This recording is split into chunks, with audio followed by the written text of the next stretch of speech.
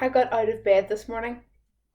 I then straightened the sheets, evened out the duvet, fluffed the pillows, stood back, admired the tidiness, and thought, the first triumph of today is complete. I then carried on with getting ready for the rest of the day. I'm Laura Whinnery. I work full-time with Alpha Northern Ireland as our youth schools and Catholic context worker. I'm a member of Carish community in Belfast and a native to the parish of Our Lady Queen of Peace, Kilwee. I've been reading a book by Admiral McRaven, a retired Navy SEAL, whose 2014 graduate address to the University of Texas has become a #1 best-selling book.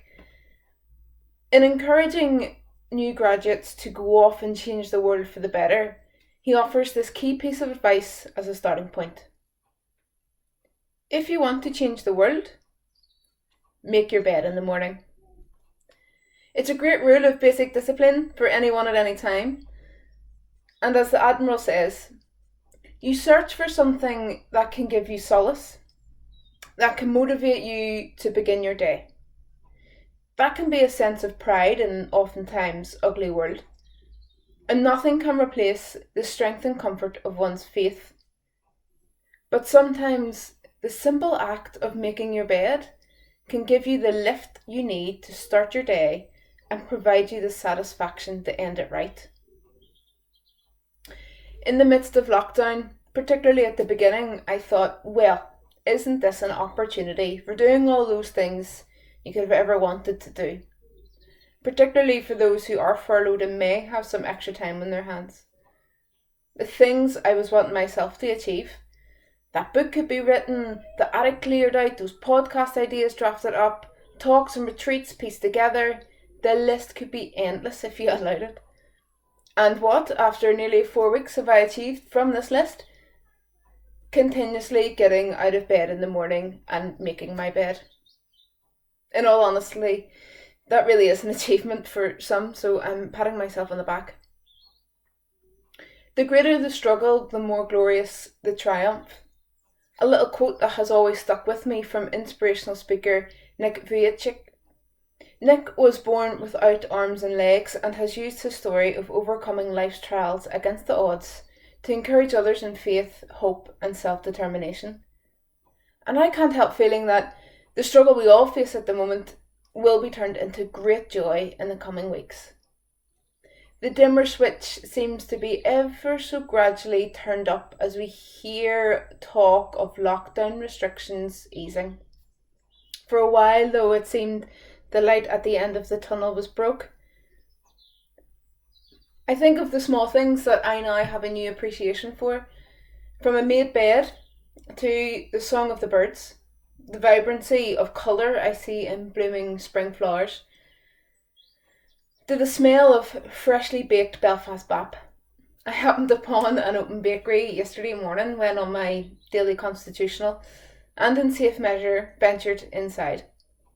Eyes wide with excitement, senses stirring, the sights, the smell of fresh bread, pastries, cream buns, apple cakes. You'd have thought I was in Willy Wonka's chocolate factory. I was so happy. Never have I been that excited about walking into a bakery before in all my life. Yet these weeks have increased a sense of gratitude for the things I took for granted. I savoured every bite of that creamy Dan. And it had me thinking of the things I long for off the back of lockdown. Playing with my nieces and nephews, spending time with a group of friends, calling into people's houses, having people over for dinner, being able to stand closer than 6 feet away from my fiancé. How I will appreciate every second that I can hold his hand when it's safe to do so. There are many things we are all anticipating, from going back to our church services, work environments, to hugging grandchildren, parents, and maybe even getting on a plane again. And isn't this the same anticipation and zeal we are to have for heaven? To be face to face with our God in eternal worship, where there is no suffering, where there is no pain, where there is no fear, just joy, peace, and love. Appreciating the small stuff has opened my eyes and heart to a new appreciation of the big stuff.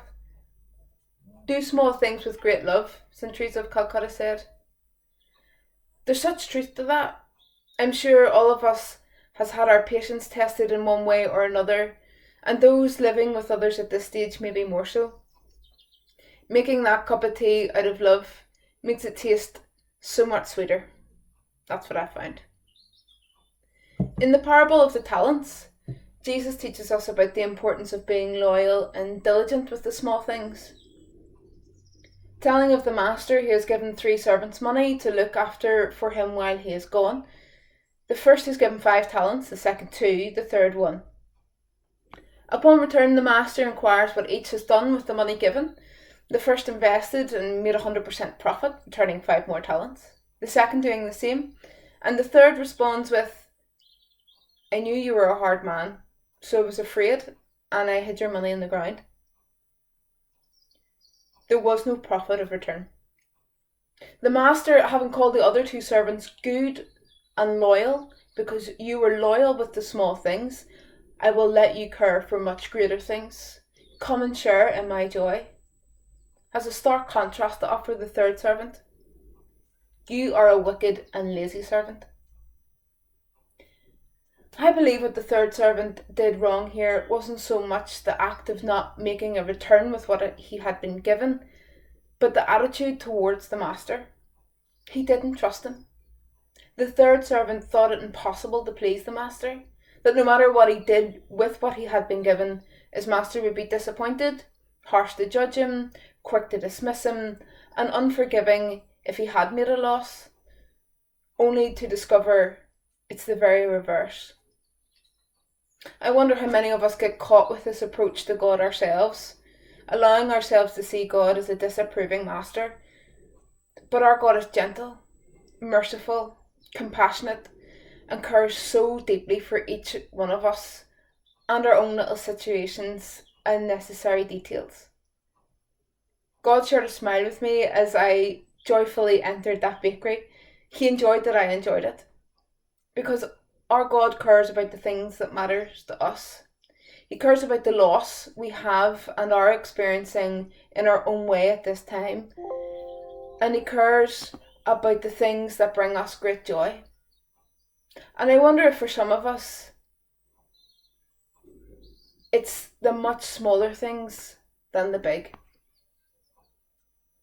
In these days, when we feel we must achieve greatness and all come out of this as best-selling authors, international vloggers, Instagram influencers, and next Mary Berries and Van Goghs, maybe it's worthwhile just taking each day as it comes. Watching our talents double and taking time to just be with our God and get to know him. Not as the merciless master, but as the loving Father who just wants to be intertwined into our menial, everyday tasks. From making the bed to buying an extra creamy Dan for my dad. For when we are loyal with the small things, we will be given care of great things. And as Jesus says in Matthew 6, today's trouble is enough for today. So start small, and just maybe that generosity with ourselves and others could change the world. Amen.